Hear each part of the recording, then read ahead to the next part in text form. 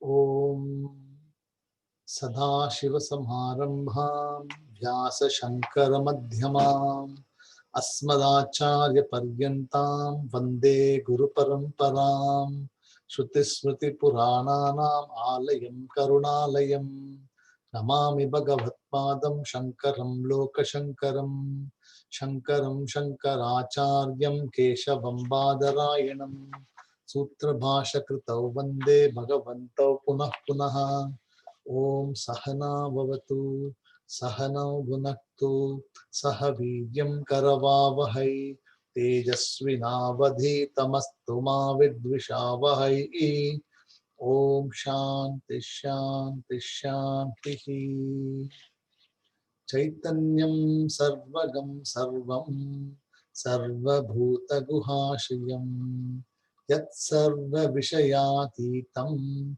Tasmai Sarva Vidhe Namaha. So Namaste to all of you and Happy New Year to all of you. So we continue our journey into the study of this text, Upadesha Sahasri. We are in chapter 10 called Drishi Swarupa Paramartha Darshana Prakaranam. Drishi Swarupa Paramartha Darshana Prakaranam. This particular chapter of this Prakaranam is intended mainly for Nididhyasanam. So Nididhyasanam is the third process, third step after Shravanam has taken place, after Maranam has taken place, Punashravanam, Punam Maranam, Punashravanaha, Punam Manaha. After that, then Nididhyasanam is being undertaken. So Nididhyasanam is a culmination of all the knowledge, where a person dwells upon the teaching or the summary of all the Vedantic teachings so far. And this process is not actually for correcting any doubt. By this time, the nature of this or the topic should have been reasonably clear or understandably clear. So this Nididhyasanam is to correct the habitual error which sometimes creeps into our thinking. Because we are in the Laukika Vishaya. See, we are dealing with the transactional world all the time. The transactional world is so real that it is overpowering the intellectual pursuit. So one may study Shastram, one may study because we have once a week class. It is possible that 1 hour class may not be enough, or unless the person puts effort every day into studying or going through all the notes and having a discipline of going through this, it will be difficult for the person to remember. So when you go back to the transactional world, that overpowers this intellectual pursuit. So to avoid that, or to reduce the impact of that, this particular chapter was introduced. So this chapter is actually already been introduced before. You already have the topics, the various topics been introduced before already. We already seen this. This particular thing is been put together for Paramartha Darshana Prakarana. That means understanding what Paramatma is, understanding is, the truth of that one's own nature. So Nididhyasanam is enforced here. So if we do Nididhyasanam regularly, we will see results over a period of time and crisis. So one has to do Nididhyasanam. That's why Abhyasaha is important. One has to study regularly. You have to study some text or the other, or you will be involved in some spiritual pursuit. Some text should be there. So just as we do exercise to avoid sickness, or we take medicine to avoid, or being healthy, the same way for the intellectual, for the mind, this medicine is required. So Nididhyasanam is like an exercise, mental manasa exercise for the healthy mind. the mind to be healthy. So we should do Nididhyasanam on whatever disturbs us the most. So Nididhyasanam should be done on whatever is a disturbing factor. It could be that you are disturbed by the relative. It could be that you could be disturbed by your son, or it could be that it could destroy your disturbance by coming from something else. So you focus on that, and then try to understand the truth of it. So by understanding what the relative is. So you say, I'm related to this person. So am I related to this person in what way? Am I related to him in terms of transactional world or in paramarthic world?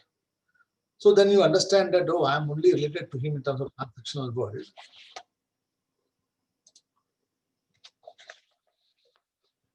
So in terms of transactional world only, I'm connected to him, not him or her. Then I do not have any spiritual connection with the person. So as and when you start going through this analysis, as and when you go through the analysis, the Nididhyasanam helps you to correct the perspective. Right? That's what is important. So in reality, we do not have relatives. Absolute terms, we do not have relatives. Empirically, we have relatives. So we are related to someone, we are always connected transactionally. But at the Paramarthika level, the Atma level, we are not connected with anybody. This is to be understood. And that is what is said. This is a very difficult, message being given for a sadhaka to practice Nididhyasana. Right? So that is why the repetition is given here, mainly for the sadhaka to keep reminding one's own self or one's own about the connection with the world, about the Nityatva of the universe, and take ownership of the Atma or the consciousness being Satyam. So that is the purpose of it. Right? So until before the holidays, if I'm not mistaken, we saw up to verse number 8. Right? I'll just quickly go through that one and then we'll go to the actual class. Sadha cha bhuteshu samohamishvaraha. Sadha cha bhuteshu samohamishvaraha. Ksharabhyam paramo hyahuttamaha. Ksharabhyam paramo hyahuttamaha. Paramatastvascha tatha advayamapi. Paratamatvascha taya tatha advayamapi. Sanviparyena bhimasta abhidhyayaha. So, sadacha bhuteshu. So, sada means always. And sadacha bhuteshu, I am the same in all living beings. So, I am present as the essence, I am present as the consciousness in every living, non-living beings.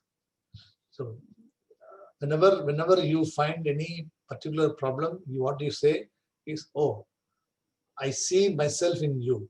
I see myself the same consciousness being present in you. Thereby, I do not distinguish yourself be different, non-different. See, in transactional Vihavarika, you cannot say. See, if your wife is standing in front of you, you cannot say, or if your putra is standing, you cannot say that I am actually seeing myself in you. You have got to be practical. When you're talking to somebody, you're talking to your wife, or you're talking to your son, or you're talking to a relative, you have to address them in the particular person. So you have to see them in the particular person only. You cannot say that I'm Chaitanya Swarupam. I'm talking to you as Chaitanya Swarupam. So in reality, we do not talk to each other because Atma does not talk. This kind of discussion should not happen. This kind of discussions are only at the intellectual level for the person to be understanding. So, as I told you before, the Nididhyasanam is a purpose for removing the perception errors as a perception. So, if you have a problem or working through a problem with somebody or something is bothering us, then what we do is we understand the nature of that particular problem. And we see whether problem is actually Satyam absolutely true or not? In what way it is connected? Then when we say that the problem which is there or that which is bothering me, in reality is actually not a permanent solution. It's not going to be permanent. It is going to be temporary. Today, I will be angry with somebody. Tomorrow, somebody will be angry with me. They are not going to be angry all the time. Neither the person will be happy all the time also. Correct. So you become quiet. You become a little bit easygoing, and you accept and you forgive. Right.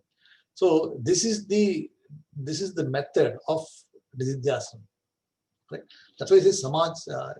Jaishankar, just to remind, we are just revising this verse number 8 and a summary of the class there. So before I go to the actual number 9. So Sadacha Bhuteshu. So always I am present in every living and non-living being. And Sada indicates what? Always. It is not that no, I am present only when I am in the class or when I am actually reading the Upanishad. This particular concept of Aham as the consciousness has to be lingering with you all the time. That means whenever you see an object of knowledge is seen, the object is being understood as the mithya, it is just a swarupam of my own self, and it is negated saying that this is only an object of knowledge, it is not the satyam, I am the satyam. So every object you see, every event you see, every experience you see, or anything, any event which is happening outside of you, inside of you, also is being negative. So when I say inside of you, I mean what? Even vritti also is negative. See, even the thought process. You may have a dream, or we may have a unique, experience, something which cannot be, removed, or you will say, how is it possible? But even that also is mithya only, because it's only a thought modification, and thought modifications are happening only in the mind. Mind itself is being inert by nature. Mind itself is not having independent existence outside of the consciousness.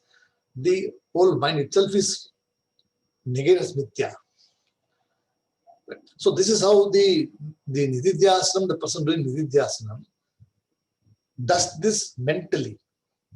He or she does not actually discusses this phenomenon or this philosophy with the wife or the son or with a relative or friend, anybody. Because you cannot discuss this. It is for Atmagyan. It is for self-understanding. Everybody will have a different understanding. See, if you start discussing this, what may happen is, oh, so you are saying that I don't exist. Then what you will say? No, I didn't say that you don't exist. I say you exist. Then you just now said you don't exist. So all this complication will come. See, why do you want to, in Tamil we say, na, Nunalum tan vayal kedum. Mean the frog keeps on croaking. The frog keeps on croaking. It is actually invitation for the snake to know that you are there. So what does the snake do? It comes and grabs, comes near and takes the frog away. So the same way here also, you do not indulge in any discussion with anybody. Vedanta actually works for only one's own self. Nididhyasanam is for correcting one's own perception only, not for correcting other people's perception. Likewise, you cannot study for somebody else, nor somebody can study for you. This is why this particular path has to be chosen by the person only. There is no other connection, no other people can come with you. You can say, oh, if I study something, some punyam will come, maybe they will change. No. This is a single line, single track. So there is nobody is going to come behind you or in front of you. You are just going on your own path, and your laksham is there, and it is a path you are just following. That is why it says Sadacha Bhuteshu Samo Aham Ishwaraha. So I am actually equal to Ishwaraha. Correct? So when you say I am the Lord, Ishwaraha, it is not because of Ahankara. It is not you're claiming that you are Ishwara because of the knowledge that you are the knower, ultimate knower. Without you being the knower, without you being present, no other object comes into life and existence. So no other object can actually exist without you being there. So you are the one who lends existence to every object in the universe. Every thought in this also you are there. So in every thought you are there. You can we say that I am or me minus thought can be there? You cannot, because you have to be there for the thought to exist. That is why in deep sleep state, when we are ourselves, our thought is not there, we are not able to recognize our own true nature. Right? We don't know. But we are there knowing that we are not there. We are there. Unknowingly, we are just like that. But next day morning when you wake up, you are able to recollect this. Yes, I was there last night and I was sleeping peacefully. I had no dreams. Also, if you had vritti also, you will have. Sometimes, when you do all this chanting, etc., at late at night, 12:30, 11, these things come.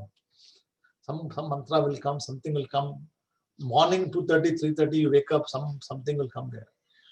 You also recollect that you are half awake and you are chanting, or you are something going on, something like this. So all these are all what? Because you are always awake. You're always there, whether into vritti or not having a vritti also. That's why he says here, Aham Ishwaraha. So I am the Lord. You say, this comes from the concept of understanding that I am the one who lends existence to every living and non-living object. Then, Ksharaha Aksharaha Bhyam. So I am, Ksharaha means that which is perishable. Right? Aksharaha means that which is imperishable. So that which is perishable and imperishable, I am also above that. So I am above the perishable and imperishable. Imperishable also is what in experience, correct? So when you say imperishable, it's an attribute. That means it cannot be there, or it can have never no death. So he says, I'm even above that. So even the thought of imperishable, the thought of I am perishable also is also negated here. Right? Then, therefore, I am Paramaha. So Shara, Ksharabhyam, Paramaha, he Ati Uttamaha. So that's why I am actually supposed to be the foremost. I am the Uttam Purushaha, the highest in order. And the highest order of reality. There is no other reality which is higher than me. So this is the concept. So all these things are referred here to reiterate the concept that habitually we may forget. Because in Vyavarika, in transactional world, we always come across these problems and sometimes we forget. And we deal with people, oh, you are the cause of all the problem. Because of you, I have this problem. Had you not been like this would not have come like this. These are all possible. But what you also realize is before you have this concept or have the discussion, you become much more quieter because you understand, oh, this outburst or what's happening, it is only because the person has got a perception of like this, and I am not the perception. I am neither the thought nor the perception also. So you are not responsible for somebody's perception.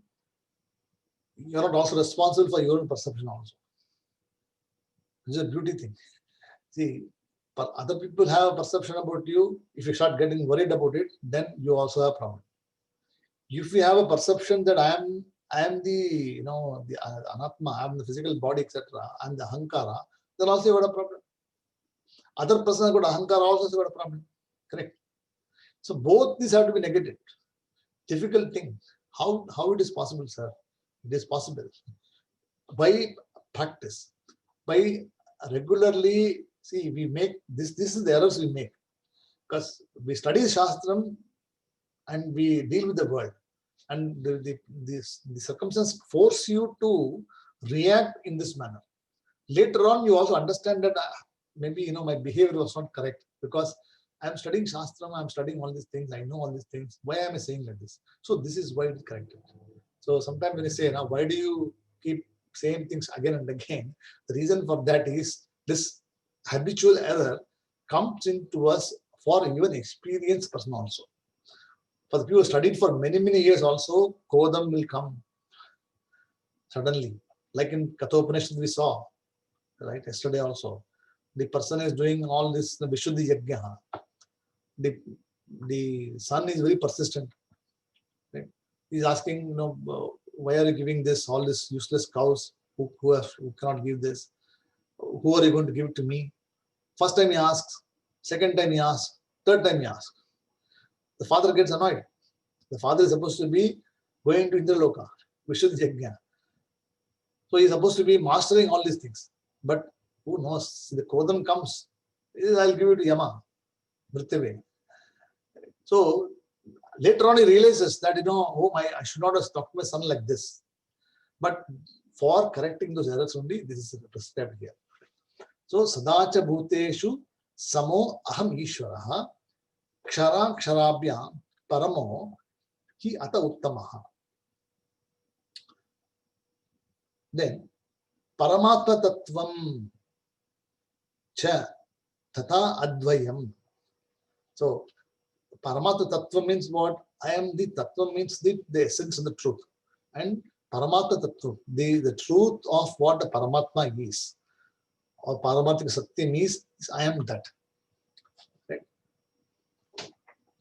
Therefore, and also Cha, and I am Advayam. So I am non-dual.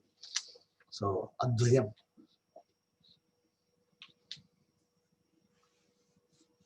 But why does it happen? He says here, Tu avidyayam san vipariyena abhimataha. San vipariyena abhimataha tu avidyayam. So because of avidya, due to ignorance, this is understood differently by me. So even though I take ownership, I claim ownership that I am this, due to ignorance sometimes which comes into me, I mistake this differently. So san vipariyena, means viparita bhavaha, means different way, is abhimataha. So I understand differently. So I give the example of the other day in the Manisha Panchakam also, when this Chandala comes in front of the Adi Shankara. Adi Shankara is walking on a Vijayam and this Chandala comes in front of. And he says, Gacha Gachati. So you just go. So the person, Chandala, is asking, sir, yes, sir, you are asking me to go away. Who are you asking me to go away? Are you asking me from this body to go away? Or are you asking me, or the consciousness which is presented to go away? Which one you please clarify? Prabhu says here. Then the question you understand, this person is asking the question is not an ordinary person. Then he says, who are you? Then he gives all the Manisha Panchakam explanations given there. So, because when the Ahankara rises, even Adi Shankara gets tested. So even the great Jnani also get tested because habitually it comes. Don't come near me. You're not taken bath, don't come near me. I am Madi Acharam, don't come near me. You must not touch this, you must not do this. Adhen Tottel, all this will come. All these are actually applicable for a person who has got Dehatma Buddhi. See, it does not mean that you must be Ashuddham. It does not mean that you don't take bath at all and do all rituals. It doesn't say like this. What it says here is that you must not distinguish between people based on all these kind of qualities. Somebody may be having angry, somebody may be not be rich, somebody may be they will be poor, they will not have their knowledge, or they may not know anything at all.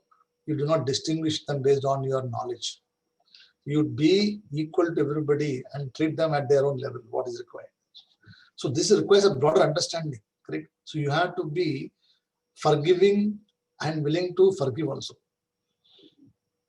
So forgiving, the process of forgiving is a big quality, because how can you forgive? So you have to forgive even the worst, your enemy also sometimes you have to forgive them, because it is something they are doing because they are That is their prarabdha. That is what they are ordained to do that, they are doing it. If they had a better knowledge, they would not done it. Because they're ignorant, that's why it says here what? So avidyaya, due to ignorance, san viparayena avimataha. So I understand differently and I act differently because of this. But what I should remember is aham ishvaraha sadacha bhuteshu samaha kshara aksharabhyam paramaha ata uttamaha advayam api. So I am this person who is of all this nature, has to be understood. This is what we saw in the class before. I will go to number 9. Avidyaya bhavanaya cha karma bihi. Avidyaya bhavanaya cha karma bihi. Vivikta atma avyavadis sunirnirmalaha. Vivikta atma vyadi sunirmalaha. Drgadi shakti prachito aham madvayaha. Sthitaswarupe gaganam yatachalam. So, avidyaya bhavanaya cha. So, due to avidya, same thing, by ignorance. So, what does ignorance here mean? Avidya means mula vidya, or the whole purpose of the whole life cycle which we have is because of avidya. Because of avidya, because of ignorance, what we have adhyasaha. Adhyaropa has been done, superimposition is done. That is mistaking the rope to be a snake is what is superimposition of the ignorance, correct? So because of ignorance, another thing comes into existence. And because of this adhyasa, adhyaropaha, you are able to, you have this ahankara that, oh, this is what it is, and I should do something about it. So ahankara comes into existence. Whenever there is a false perception, ahankara rises, correct? So good ahankara, bad ahankara, correct? We have both. So what does ahankara do? It actually makes you do action. It will not leave you without doing an action. It will say either you do or you don't do, correct? So ahankara is the primary reason for the karma to come into existence. So it makes you do karma. So avidya, adhyaropa, ahankara, karma. And karma, what does it do? Karma will bring you punyam and papam, two palams, right? It will always bring you this, whether you like it or not. Any action you do will bring you karma, punyam. If you're studying Shastram, it will give you punyam. If you don't study Shastram, it's something else, it will give you something else. It may also give you punyam also something, some other way. Right? So each karma, each thing will give you different results depending upon the activity being performed. And because of punyam and papam being there, and you're already deep-rooted in avidya, right? So avidya is consistently being there in the background. And because it's avidya, the karta thinks that I am the doer and I am the enjoyer. And he continues to be in this delusion for a lengthy period of time. So more things are being done to correct that. More actions are being done. So he continues to be delving in karma after karma after karma. And his lifestyle, his life is over by the time. So what does it do? He passes away. So all the punya and papam which the person accrued, I will not enjoy, you will not enjoy, only the person has to enjoy. Right? So thereby what? Again it takes janma, punajanma. Again it takes janma because all this punyam papam which is there, vasanas which are there, is not left, is left behind to fulfill. So again he comes back again as what? New birth takes place. Again avidya again becomes avidya again, because Janmani Shudraha, we talked about, right? By birth, we are all Shudra. Shudra means what? We are avidya. We do not have any knowledge about, correct? So then by Upanayam, we become, Dvijaha. So you become twice born. So from the mother's womb, you always become you are Shudraha only, because you do not know anything about yourself. You are completely new, don't know anything about the world, you don't know who the mother is, father is, Bhagavad Gita, nothing, you don't know anybody. So it's called avidya. Then by Upanayana you become Dvijaha, you are twice born. Right? Then Veda Patineti Vipraha. So by studying Veda, you become more knowledgeable. So we are all Vipraha now. Right? So we study all the knowledge, then you become eligible for knowledge, you become more eligible for knowledge. So then after studying the knowledge, Brahma Jnana is Brahmanaha. So after understanding what Brahmani is, you become a Brahmana. So Brahmana in Shastram does not mean somebody who is having a Punal, etc., or from particular Gotram and Kulam, etc. Shastram doesn't accept that. Shastram says anybody can be a Brahmana, Shudra also can be a Brahmana, provided he knows Shastram. He can talk about it. That is why you see all the foreigners, etc., here, who do not have any culture. They like our culture. See, they want to follow our tradition. See, in a teacher's class, there are so many people who are taught them. Like they are interested in learning Durga Suktam chanting. They want to learn perfect chanting, etc. Because they find this interesting. But our own people are interested.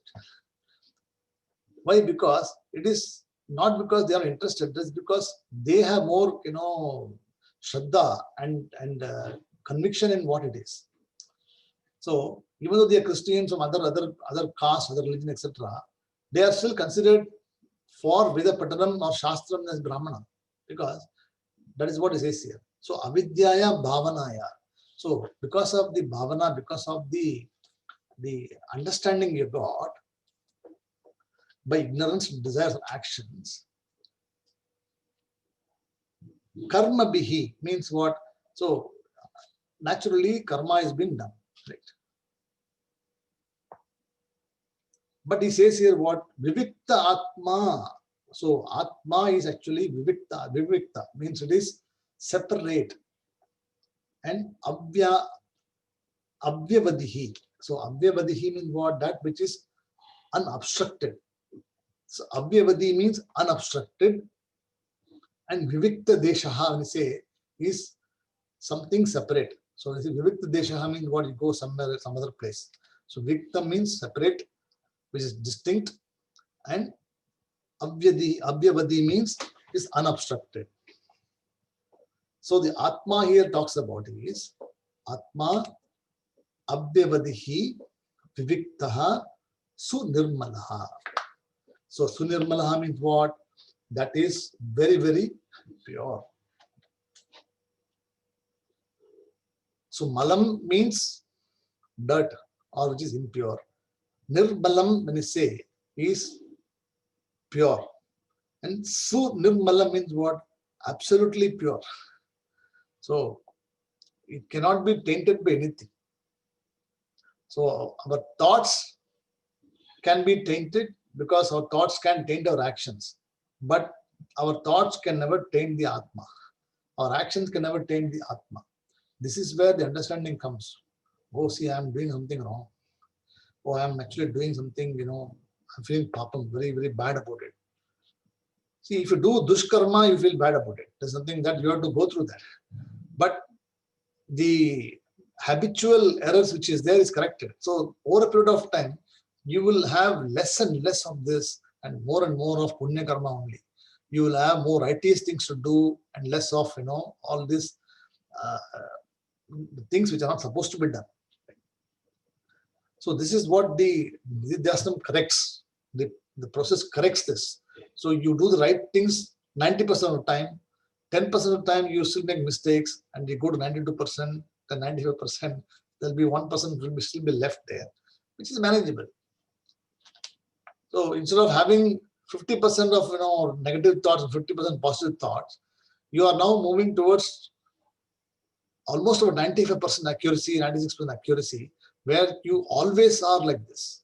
There's never a time, even something get tempted to you. Somebody comes and tells you, see, if I give you this, can you do this for me? There's a lot of money in this, or there's a lot of benefit in this. What your mind says, this is adharma. I must not be, taking somebody's property, somebody's benefit just because I have the superiority over it. You must only take what belongs to you. You must give away what doesn't belong to you, even though it may be millions of dollars also. This is a difficult thing to say. Which, sometimes the discussion will come. Correct? See, if you are in business, or if you are working for employee or something, if you're a business, you're an employer, then there is something called righteous things to do. You must pay your employees on time, on the right pages, and treat them as your own colleagues, and treat them as human beings. Right? These are all standard things to do. There's nothing great about it. But if you start cheating them, if you start underpaying them, and if you exploit them, then you are actually not doing the right thing. So these things get corrected automatically in your business also, in your Vyavahara also, as a manager, as an employee, as a person, everything get corrected. That's what it says here. This avidyaya bhavanaya cha karma bihi, this desire or this ignorance, actions and desires get corrected due to the understanding that this Atma is sunirmalaha and viviktaha avyavadihi. It is unobstructed. It is distinct from all these things. Therefore, aham Atma. So, aham, I am the Atma, which is Sthita-swarupaha. So, see the word Sthita-swarupe. Aham Advayaha. So, Sthitaha Swarupe means what? I am established in my own self. So, Swarupam means one's own nature, and Sthitaha means established. So, I am established, firmly rooted in my own understanding of who I am. I do not have any other Bheda. I do not have any Swagata Bheda, Sajatiya Bheda, Vijatiya Bheda. I do not have any differences. So, thereby I am firmly rooted in my knowledge that I am the Atma. I am Advayam. Then, Drigadi Shaktihi. So, I have been endowed with the power of seeing. So, I have been endowed with the clear vision, the power to see things which are true and which are untrue. So, the power to see is also given by the Bhagavan. So, I have the power to see the righteous things. And I'm also Gaganam Yata Achalam. See, Gaganam means what? Space. And just as Yatha, Gaganam Achalam. Achalam means what? That which does not move. Space does not move. Do you think space moves? We move in space. Correct. We move in space. Space does not move. Space is always there all the time.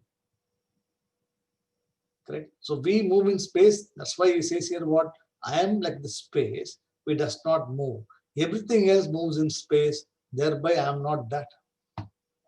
I am viviktaha. I am avyavadihi. So avyavadihi means unobstructed. See, space is not obstructed by anything. Space doesn't get obstructed. We may think that we put a wall, space may be saying that this is our bedroom space, this is pot space, etc. But space is actually unobstructed by anything. The pot itself is in space. The space inside the pot also is space. And outside also is space. So there is the question of space being distinct, different.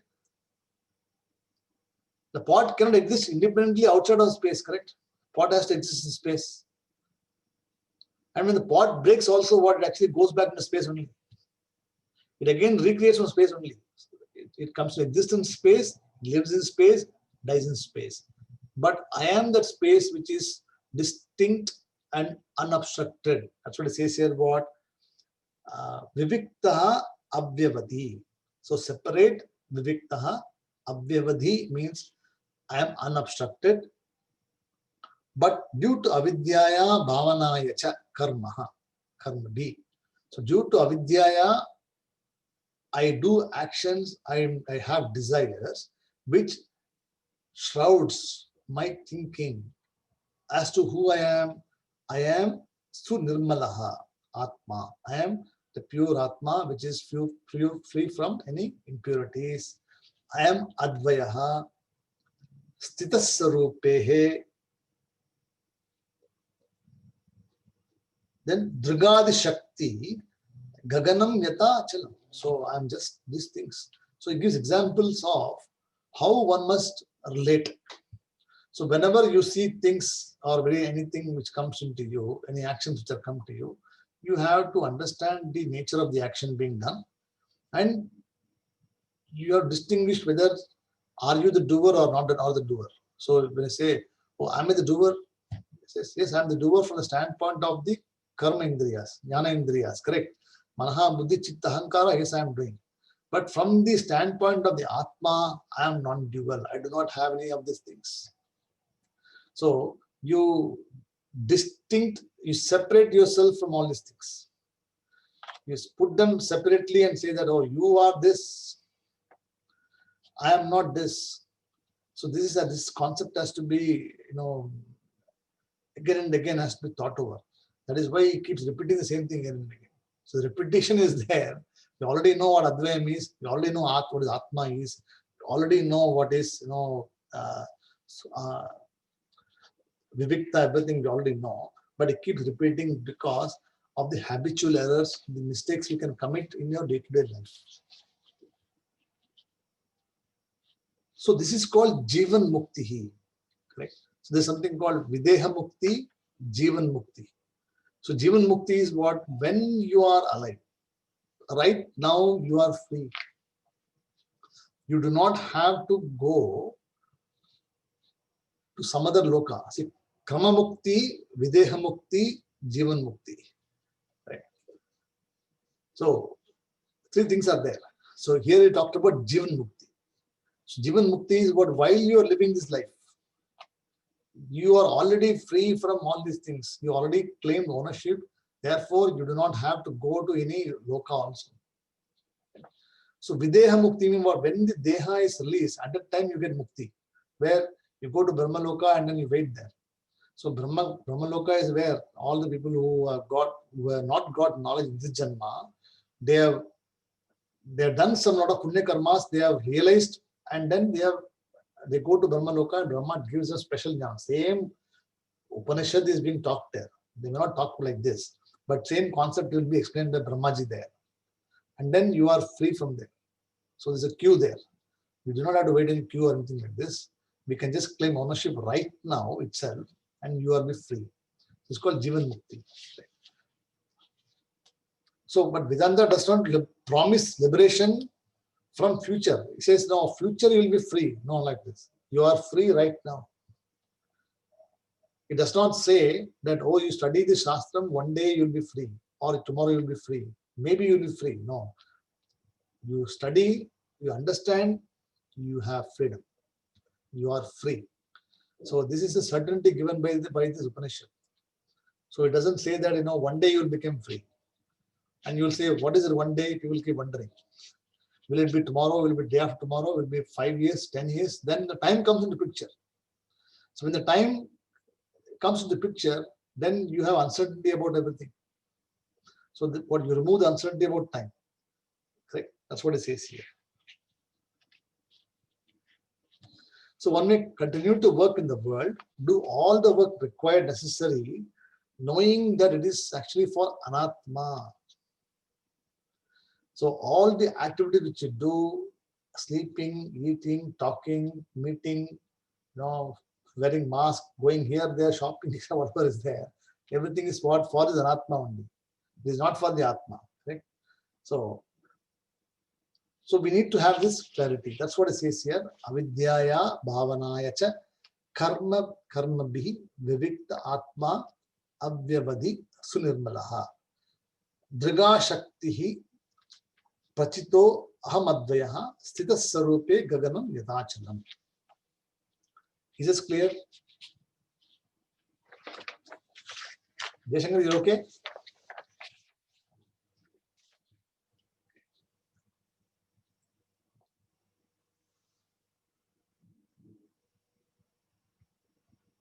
So the key message is, I am free. Ignorance cannot touch me because ignorance is something. I am not ignorance. I am always full knowledge. So wherever this full knowledge, ignorance cannot be there. You cannot say that I'm knowledgeable, but I'm also ignorant. Two things cannot happen. Either you're ignorant about it, do not know, you claim that you do not know, or you claim that I know, partially I know, also is ignorance. See, partial knowledge also is ignorance. Only when you say, yes, I fully know what it is, then it is called Purna Vidya or Purna Jnana. Till such time it is called Ardha Jnanam only. So half knowledge also is called ignorance. So to move from half knowledge, Ardha Jnanam to Purna Jnanam, this exercise is required. All these things are required to be done by the sadhaka. So again here also, just as in the Kathopanishad, the Vishishta Adhikari is being mentioned here. So this Adhikari, there are two types of Adhikari. Adhikari is one which is a qualified candidate. Qualified candidate is somebody who has got sadhana chatushtayam, has got purushartha nishchaya. He knows what it is, moksha, everything is normal. But there is some special qualities, some special adhikari. It's called Vishishta Adhikari, distinguished Adhikari. So distinguished guest, when we say guest, when we say. So we all go to some place, we say you are a guest. But then what do you say? I have got distinguished guest. Mananiya Mahoday, we say. So your distinguished guest means what? Something special. So he is somebody who is not like us, somebody different. So this particular text is actually for that distinguished guest.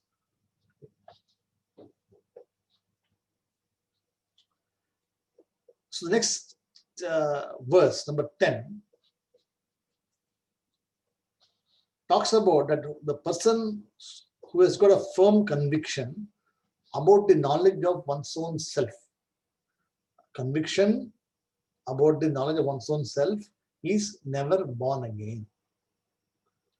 Because there is no delusion, there is no confusion, there is no jnanam, there is no question of person taking birth.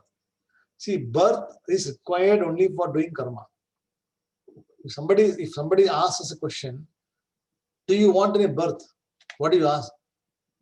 I don't know.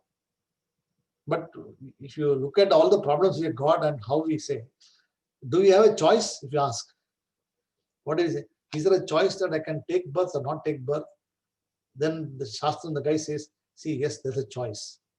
Either you can be born again or you don't want to be born again. Which one you want? So it's like Swamiji used to say, no? See, when somebody is in the station, in the olden days, the tickets were sold in black, in the second class tickets. Second tier compartment or second class, the tickets will be whole paper ticket, will be thick tickets will be there. One guy will be selling tickets and he will say Ahmedabad, Ahmedabad, Ahmedabad, Ahmedabad, Gujarat, etc. I will say.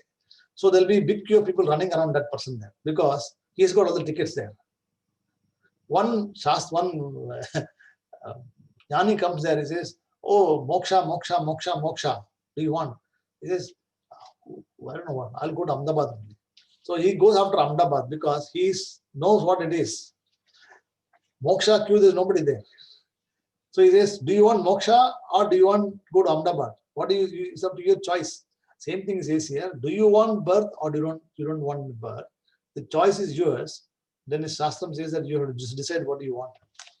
If you want to have rebirth, then birth will bring you karma. Because you need to do karma. Why do you want to take birth? See, we are all physically here, we have taken birth in the Janma. What are we doing now? We are doing karma only. Correct? Right from the morning, getting up, from opening the eyelids, till we go to sleep, close the eyelids, all are karma only. Manasam, Kayikam, Vachikam. Correct? All karmas are being done there. Supposing you say that I do not want to do any of these things, Shastram says, oh, there's a method of doing this. Then you're interested, oh, how it is. Correct? This is where the interest comes. So Shastram says there is a method or there is a way by which you can actually avoid this rebirth by understanding what birth is. Right? That's what it says here, that having trust in the Shruti, having trust in the Shastram is very important, because what it does is, once a person chooses this particular line of thought, the seed which is there is burnt in knowledge. See, any seed which is there, say if you have a coffee seed also, if it is not burnt, if it is not fried, if you try to plant it, it will again grow, right?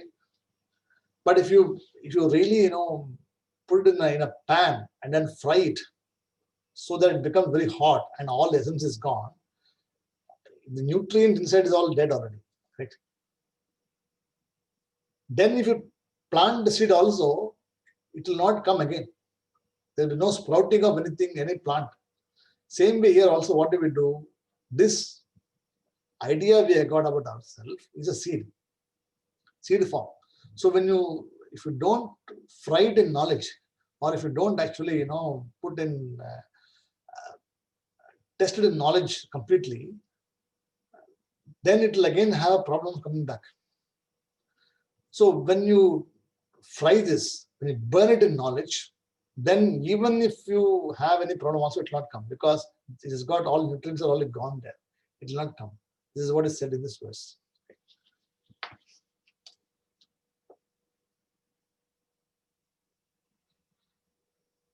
Aham param brahma vinischa atmakaha na jayate bhuya iti shruter vachaha na chaiva bije tasati prajayate phalam na janmasti tato yam mohataha. So again, aham param brahma vinischaya atmadrig na jayate bhuya iti shruter vachaha. So this Shruti Vachanam means what Shruti says. So Shruti Vachaha means Shruti is saying that you are Param Brahma, Aham Param Brahma, correct? So I am this Param Brahma, Supreme Brahman, and Vinishchayaha Atmadrig. So Vinishchayaha means what? Having the firm conviction. I do not have any loose thoughts. See, today if you ask, are you Aham Brahma in the class? See, yes, because I am Advayam, I am Sakshi, all these things will say. Tomorrow after 3 months or so in the class, when somebody asks, are you Aham Brahma? I think Aham Brahma, this is what it means. I think it is like this. So you have a doubt. So there's no conviction. You must never have a doubt. I'm always Aham Brahma. Aham Brahmasmi, Aham Brahmasmi, Aham Brahmasmi. So Aham Param Brahma Vinishchitya Atmadrig na jayate. So Atmadrig means what? The seer of the Atma, and the seer, ultimate seer. So if you have a firm conviction, Vinishchayaha,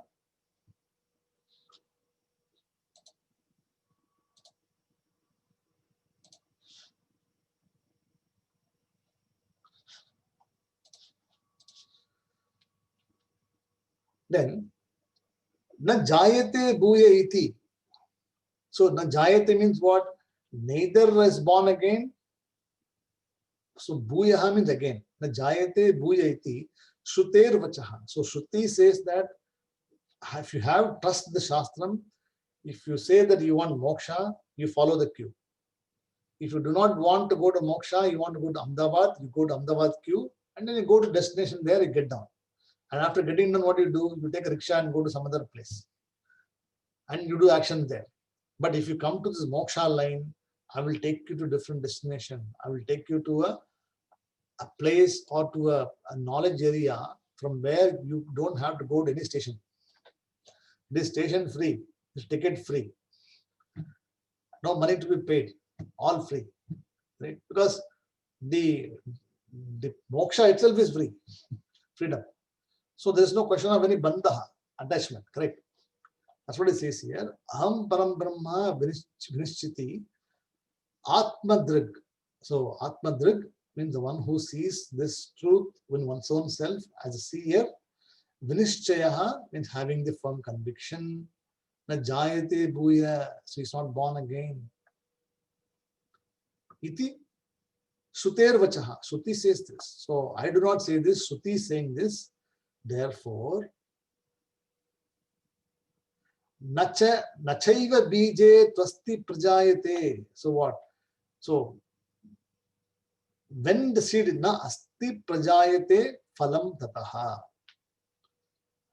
Na bije tu. So na bija means what? Na bijaha means what? There is no seed. So seed is there, but the seed has lost its essence.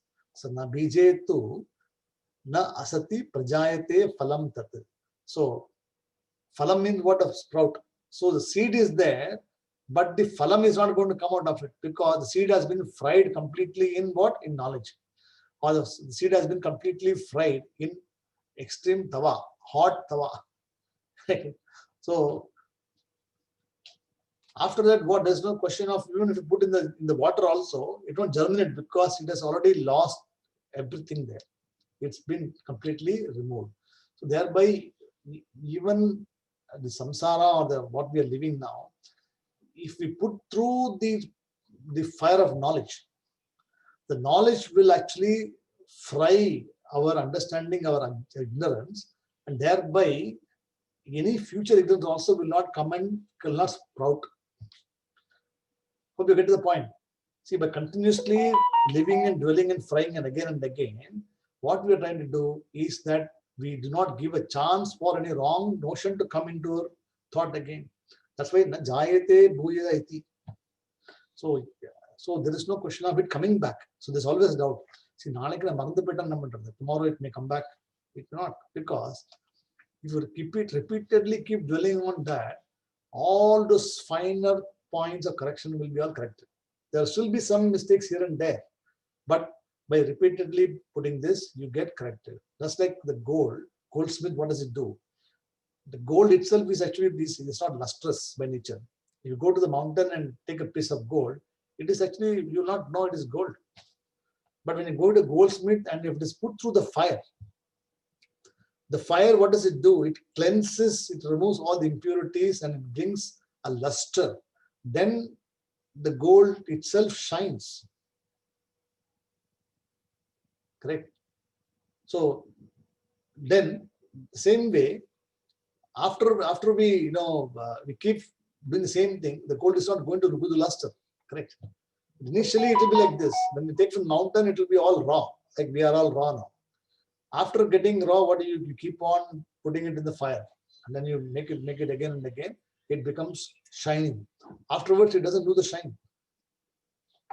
Like the gold bangle which you have, or the gold ring you have, it's still gold only, correct? It still has all the same shine, same brilliance it has got.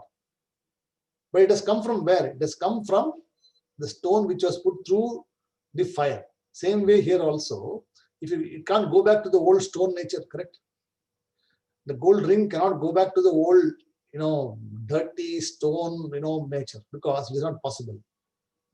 It can be like that. It cannot become more illustrious because it's already illustrious and it's already lustrous anymore. Same thing says here. Nachaiva bije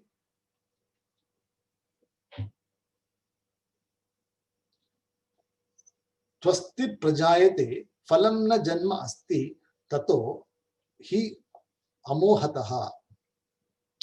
So amohataha means what? Due to delusion, or amohataha means what? Mohata means delusion. Amohata means what? Lack of delusion. I do not have any delusion. Therefore, na janma asti. I do not have any birth. Just as cha eva. See, na cha eva means what? Cha eva bije to asti. So bijam is existing, right? But the bijam is actually fried in knowledge, or fried everything. Therefore, phalam na janma asti. So phalam also is not there. So you have to relate it the same way as what? Our lifestyle, our samsara, our lack of avidya has to be continuously being fried in knowledge. Keep on putting through the funnel. So it's like inverted funnel. So you just keep putting all those impurities there, and finally what? You'll be left with nothing there. So it goes through slowly, and then finally it will be only a little bit. So it's just like a fine layer of dirt will be there. You take it out. All these things will all be filtered out. That's what it says here. Na janma asti tato He amohataha. Therefore, because I don't have delusion, therefore I do not have any janma asti, nacha bija also. I do not have any seed to be fried. I do not have any more thing to be fried. So you say, no, baki irukuma illa. Because already it's been gone through everything. So you do not have any more thing to do. That's why in Bhagavad Gita says what? When the apuryamanam achalatvam, right? Apuryamanam achalatvam. I mean, when the pond is full, any more of water going on the pond is not going to make it more full. Correct. As long as the pond is not full, you will think that there is still water required to fill up. When excess water is there on the pond is already full, the water just goes over it and it doesn't affect any more of these things. So any further knowledge is not going to enhance clarity. It is just going to be of use. It is just not going to affect. So you're not going to more happiness and more things. Right? So that's what it says here. Aham param brahma vinishchit atmadrik na jayate puyayati shuter vachaha nachaiva bije twasti twasati prajayate phalam na janma asti tatohi amohataha. So therefore he is given amohataha. He says aham param brahma vinishchitaha atmadrik nachaiva bije na phalam na janma asti. So all these things are given here for us to contemplate on these words. See, the words of the Shruti are given for contemplation. The words of the Shruti are not, they are used for to indicate what it is and what it is not. So using these words, one has to derive, apply to those objects of knowledge which you are seeing. So the question is, okay, aham param brahma, say, I am param brahma. So is this world param brahma? No, because this world cannot exist independently outside of me. So it cannot be param brahma. So I am param brahma. So you take that. Same thing you say, oh, this world is capable of rebirthing. I'm not supposed to be rebirth because I do not have any impurities. It doesn't, any of these things don't touch me. So I do not have to be cleansed. I do not have to be put through some process of cleaning. So all these things are for Nidhyastam. All the words are given there for Nidhyastam, for the person to use these words to apply to the transactional world and dismiss them. As Mithya, it is not something like, is Tucham. You cannot say Tucham doesn't exist. World is existing. Our people also exist. You cannot say that you don't exist. You all exist. But what do we say? You exist in transactional world only, not in absolute sense. In absolute sense, we all both exist at the same level of reality only. In transactional reality, I am different, you are different. That is accepted. Shastram accepts this. The duality is accepted from the transactional personality view. But duality is not there in terms of absolute reality. Is it clear? Okay. So we'll stop the class here. If you've got any more doubts or anything, let me know. But otherwise, we will. Now we are getting into the regular routine of having all the classes. So I've given the timetable already for all the people in different countries. So there are different people who are joining at different times. So I do not know who will join when. But you see the timetable and you just join according to the class. Om Purnamadav Purnamidam Purnat Purnamudachyate Purnasya Purnamadhaya Purnamevavasishyate. Om Shanti Shanti Shanti. Harihi Om Tatsat Shri Gurubhyo Namaha. Harihi Om. Namaste. Shubhratri to all of you. Hari Om. Thank you. Pranams.